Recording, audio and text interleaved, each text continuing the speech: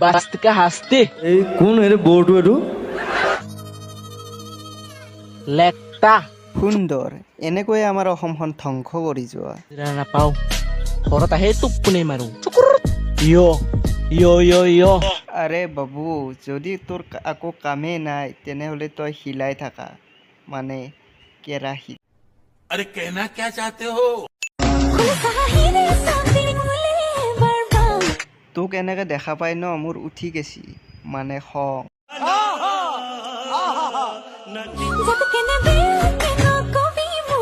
বয়ফ্ৰেণ্ডে টিপাওতে কিজানি বহুত জোৰকৈ দুখ পালা মাইনা बुरा लगता है भाई आप लोग भी जानते हो यार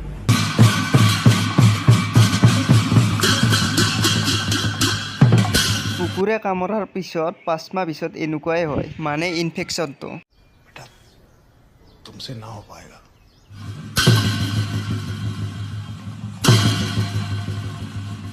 আমাৰ নাট বাইদেৱে জঁপিয়াব গৈছে নে নাম ধৰিব গৈছে মই সেইটোৱে বুজি পোৱা নাই আজিলৈ